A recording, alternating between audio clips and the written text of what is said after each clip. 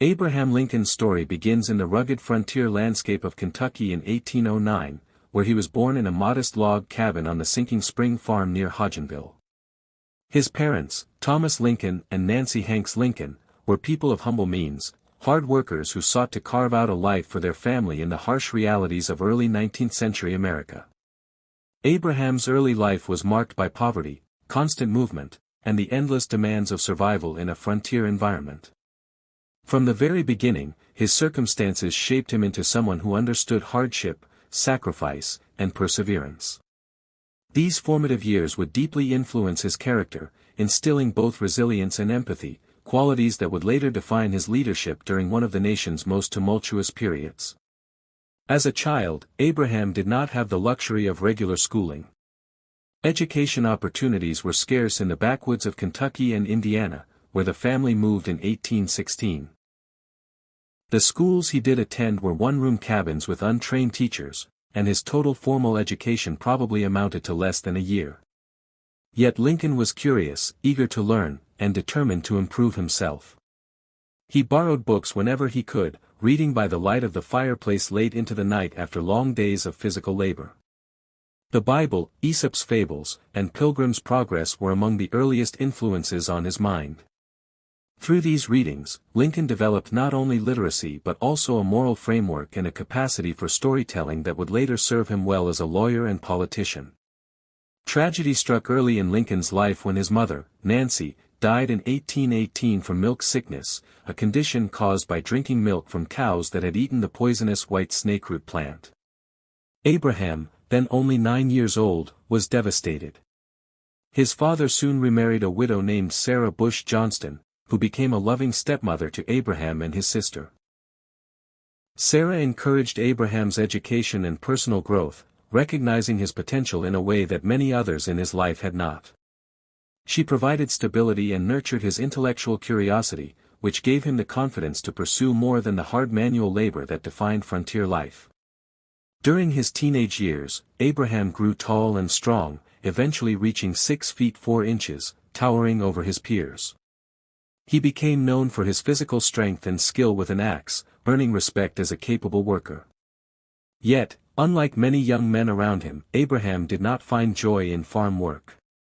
He aspired for something greater, though he had no clear vision of what that might be. His thirst for knowledge set him apart, and neighbors noticed his tendency to make clever observations and tell humorous stories. This reputation for wit and intellect foreshadowed the future orator and statesman he would become. In 1830, the Lincoln family moved again, this time to Illinois, where Abraham began to take his. The late 1850s were a period of political transformation in the United States, and Abraham Lincoln was right in the middle of it. Having lost the Senate race to Stephen A. Douglas in 1858, Lincoln could have retreated quietly into his law practice in Springfield, yet the debates had given him national recognition. Newspapers across the country had published transcripts, and readers were struck by his clarity of thought and his insistence on treating slavery as a moral wrong rather than simply a political question. Though he was defeated in Illinois, Lincoln had gained something far more valuable, a reputation as a principled yet pragmatic leader who could express the nation's inner conflict with rare eloquence. By 1860, the new Republican Party was looking for a presidential candidate who could unite its various factions and appeal to voters in both the North and the West. Many prominent figures, William H. Seward of New York and Salmon P. Chase of Ohio among them, were considered leading contenders. But Lincoln's modest background, reputation for honesty, and growing fame as a debater made him a strong compromise choice.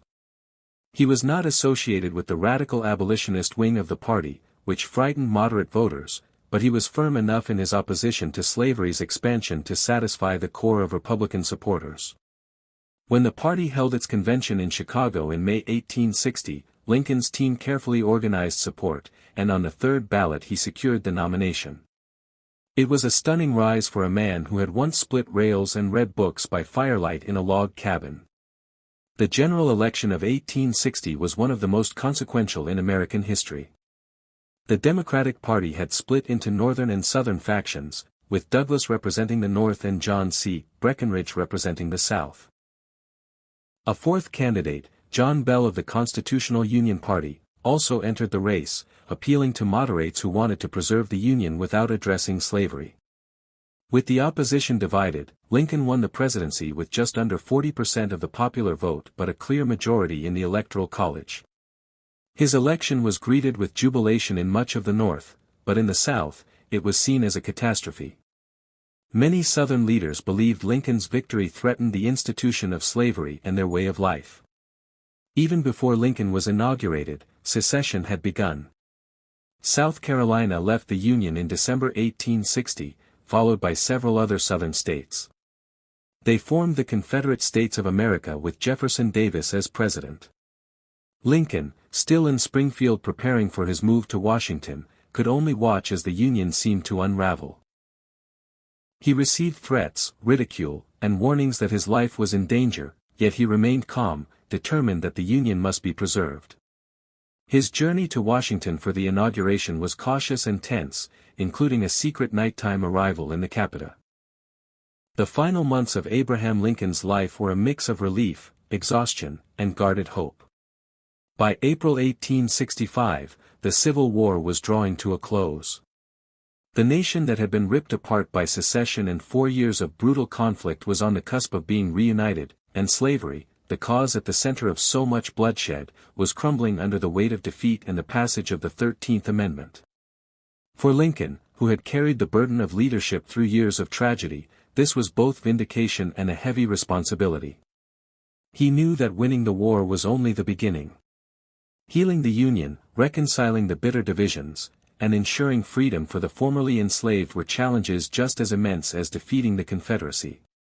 In March 1865, as he delivered his second inaugural address on the steps of the Capitol, Lincoln captured the mood of a nation on the brink of peace but scarred by loss. He spoke with remarkable humility, acknowledging that both North and South had shared responsibility for the war. Instead of triumphalism, he called for compassion, with malice toward none, with charity for all. He envisioned a future where Americans would bind up the nation's wounds and care for those who had suffered. These words were not just rhetoric but a genuine reflection of Lincoln's deep empathy and his desire to prevent further bitterness. Many who listened were moved by the speech's moral weight, recognizing that it was less a declaration of victory than a plea for national healing. As the Confederate armies collapsed, Lincoln was deeply involved in shaping plans for Reconstruction. He wanted a lenient approach toward the Southern states, believing that harsh punishment would only breed resentment and prolong divisions. He favored what became known as the 10% Plan, under which a Southern state could be readmitted to the Union once 10% of its voters swore loyalty to the Union and accepted emancipation. This moderate policy angered some Republicans in Congress, who wanted stricter requirements and greater guarantees of civil rights for the freed people. Yet Lincoln insisted that reconciliation must be the priority, while also maintaining that freedom for the formerly enslaved was non-negotiable. He faced the daunting task of balancing justice and mercy. The president's personal life during this period was marked by both hope and lingering grief. Mary Todd Lincoln, still shaken by the death of their son Willie 3 years earlier, struggled with mental instability, often worried about her husband's safety. Lincoln himself appeared aged beyond his 56 years. Photographs from 1865 show deep lines etched into his face, his tall frame slouched under the weight of responsibility. Yet there were also moments of lightness. He delighted in spending time with his youngest son, Tad, who brought him joy and distraction from the burdens of war. Friends and observers often commented on how tenderly Lincoln treated